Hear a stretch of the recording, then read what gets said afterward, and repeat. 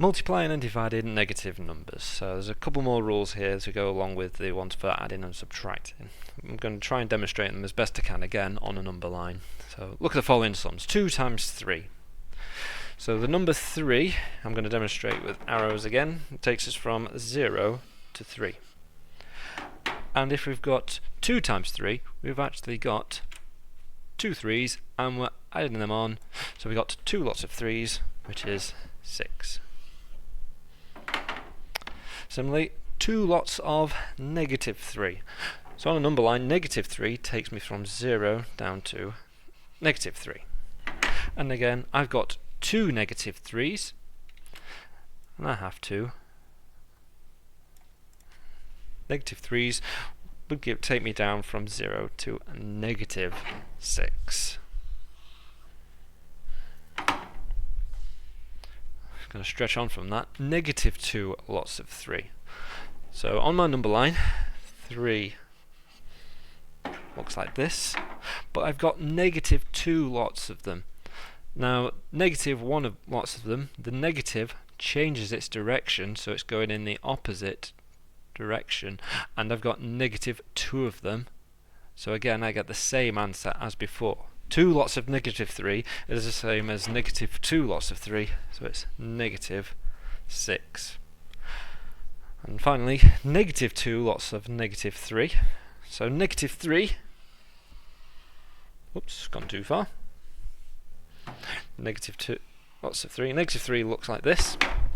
And we've got negative 2 lots of negative 3. Well, remember what happened last time when we did negative 2 lots of 3? It changed its direction, and that's going to happen again.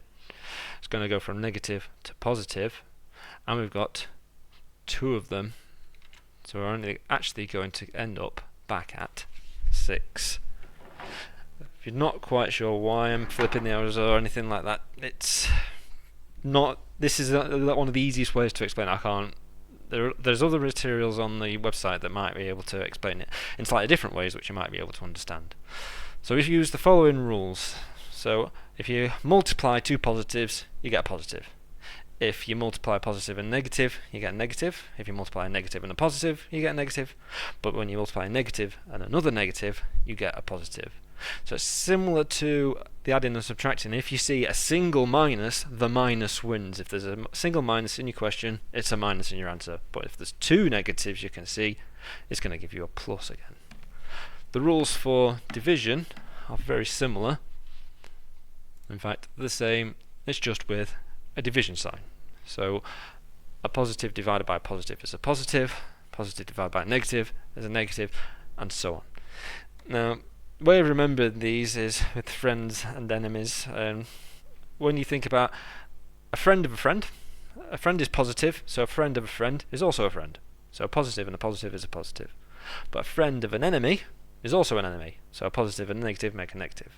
And an enemy of a friend is also an enemy, but an enemy of an enemy is a friend. It's just one way of helping to visualize and why these rules are as they are. Okay, so let's do some quick questions just to see it in practice. 3 lots of negative 8. And what I would do is I'd ignore the minus sign for now. 3 times 8, 2 8s are 16, another 8 is 24, but because we've got 1 negative, it's minus 24. Next one, negative 3 lots of negative 8. Again, 3 times 8, ignore the minuses. 3 times 8 is 24, and there's 2 negatives this time, so it's actually just plus 24. So a couple of examples for multiplying.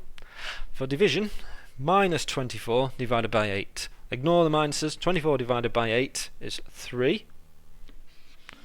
But we've got a single minus in there, and a minus and a plus makes it minus 3. And finally, the last one, 24 divided by negative 8. Well, 24 divided by 8 is 3. And it doesn't matter which one was the negative and which one was positive. The fact that one of them is a negative and the one is positive still means it's minus 3.